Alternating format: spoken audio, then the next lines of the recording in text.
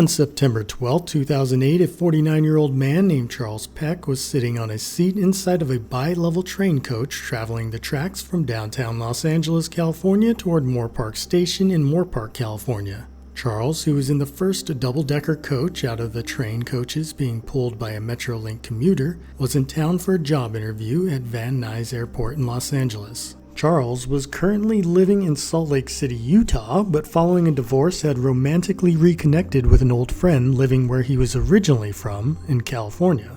In fact, though they still lived in different states, Charles and his friend Andrea were now engaged to be married, and his hopes were to get this job in California so he could move to be with his fiancée. He would also live closer to many of his family members who were still living in California. While for Charles, this might have been an anxious ride with thoughts of how his interview went, filling him with nervous excitement, the train's trip was standard. Dozens of times a day, commuter trains full of passengers and coaches would travel these tracks. This particular locomotive was pulling 3 bi-level coaches with a total of 225 passengers. For most of the trip, the train would have its own track, but there would be a short part of the track that was shared with trains coming from the opposite direction. When one train would have to yield to another, a system of red and green signal lights would be used to communicate to engineers and conductors which train had the right-of-way at the part of the tracks that were shared. At this particular time and place, around 4:20 p.m. near the Chatsworth neighborhood of Los Angeles, a Union Pacific Railroad freight train consisting of 2 locomotives and 17 freight cars was heading in the opposite direction of the train Charles was on. Charles's train was given the signal to stop, and the freight train had permission to continue on the track. Sadly, though, as the freight train exited a 500-foot-long tunnel,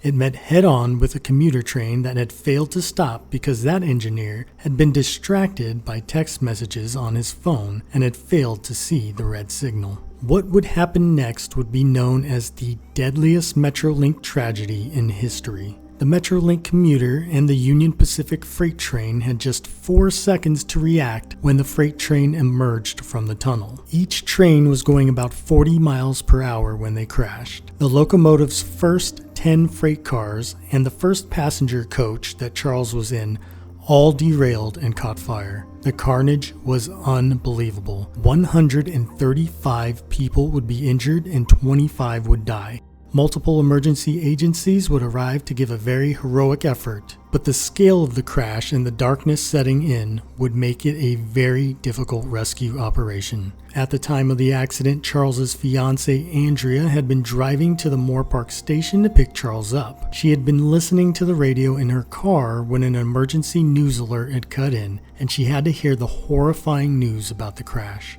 Immediately, she called Charles's parents and his adult children living in the area, and they met her at the station. As they waited, hoping for any news of Charles to reach them, a phone call from Charles came through. A sudden relief, though, was turned to confusion as no one seemed to be on the other line. Despite Charles's call, all that could be heard was static. Again, though, another call from Charles would come through, but again, only static could be heard. In fact, call after call would come in from Charles's phone, with calls to 2 of his sons, his stepbrother, his sister, and his fiancée happening all through the evening and night, over 30 calls altogether, but each time was just static. When Charles's phone was called back, it just went to voicemail. Still, though, since there had been over 30 calls over 11 hours to several different family members, there was hope. When another call from Charles came into Andrea's phone at 3:28 a.m., the family had happened to be talking with firefighters. The firefighters were able to track his phone signal by then and used it to locate Charles, but when they arrived, Charles was deceased.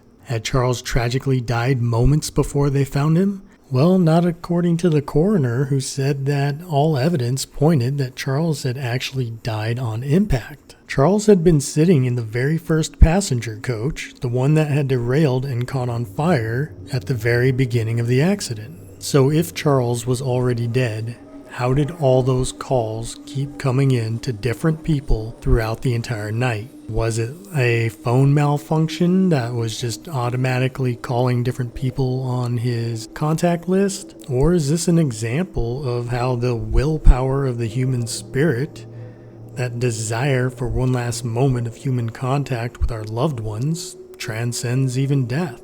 Or could there be something even darker and more tragic at play here? What do you guys think?